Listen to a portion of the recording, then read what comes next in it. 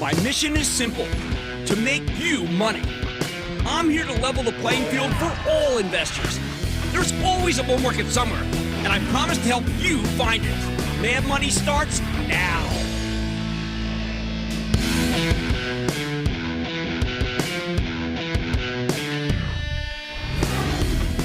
Hey, I'm Cramer.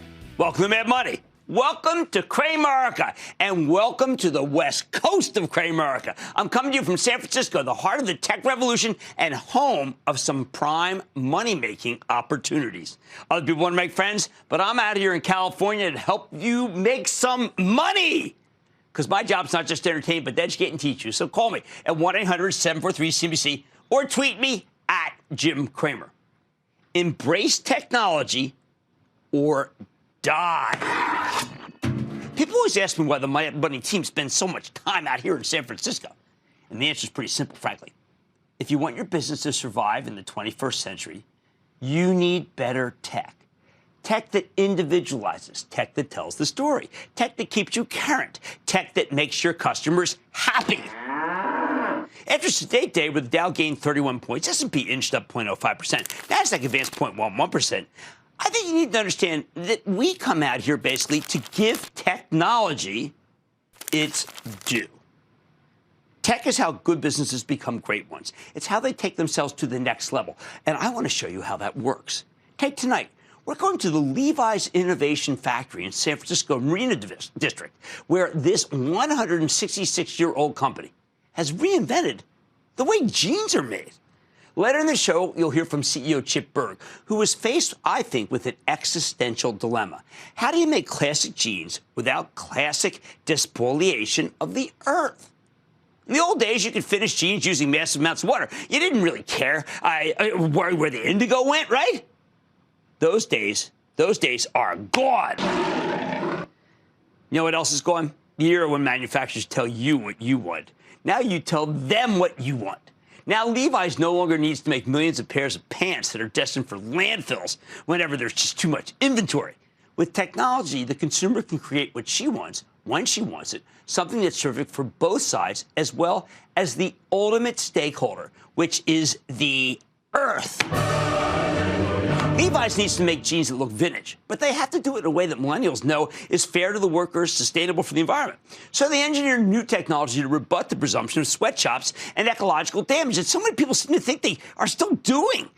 Now, Levi's uses lasers, special washing machines to save billions of gallons of water and keeps the indigo from bleeding to the water table while maintaining a workforce of seamstresses who've been with the company for ages.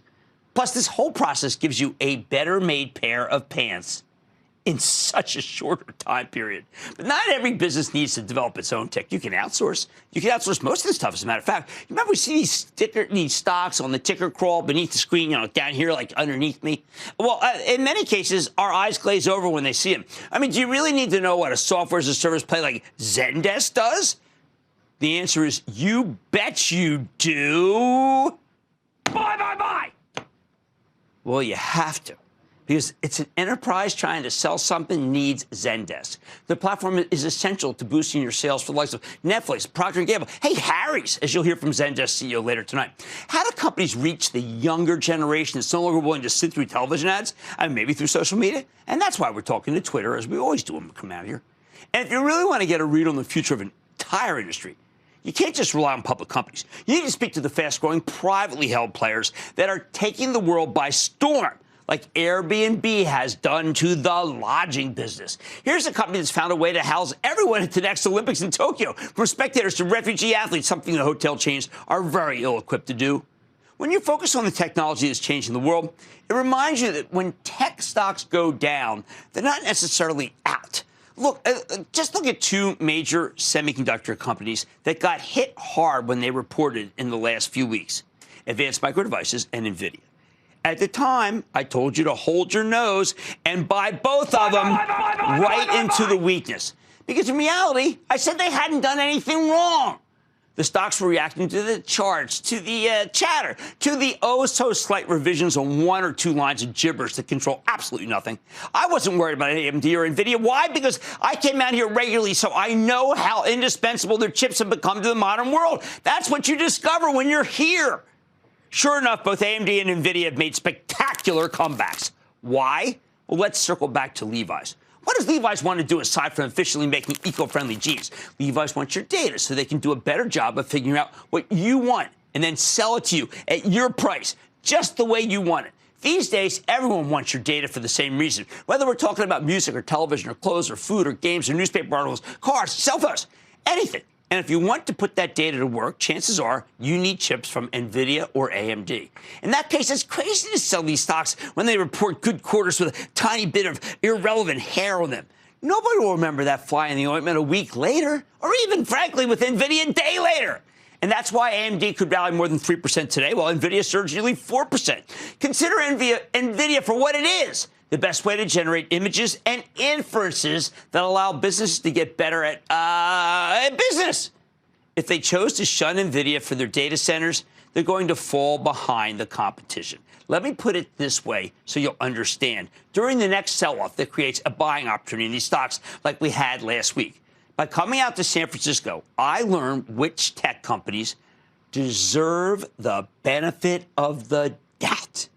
I know NVIDIA is developing semiconductors that power the data center and machine learning and artificial intelligence. Their chips are in devices that can simulate a cockpit or measure a self-driving car's ability to avoid collisions. They're in computers that can answer your questions and understand idiomatic speech. Their graphics chips can make photorealistic characters in a video game. You cannot tell the difference from the real thing. I know. I've looked at it. That said, I'm not going to be waiving the right to be skeptical. You'll see CEOs of companies that you might own shares in, and sometimes you'll wonder if it is a good idea.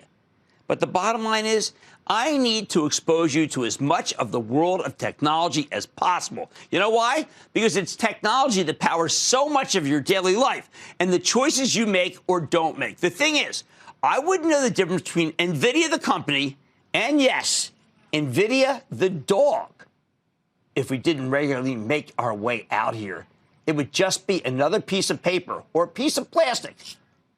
When you only look at the world through that lens, you end up with missing way too many buying opportunities. On Mad Money tonight from CNBC, one market in San Francisco. Twitter's wings have been clipped over the past few months, but can the company find a way to fly higher? I'm talking with the company's top executives to see what's happening. Then, innovation extends beyond just tech companies. Tonight, I'm sitting down with the 166-year-old Levi's at the company's innovation lab to see how it's reinventing denim. And approximately 6 guests check in to an Airbnb listing every second. Tonight, I'm sitting down with the CEO to talk about the company's potential plans to come public.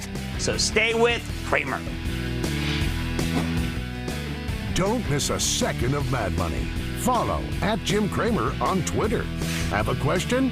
Tweet Cramer. #MadTweets. Send Jim an email to madmoney@cnbc.com or give us a call at 1-800-743-CNBC. Miss something? Head to madmoney.cnbc.com.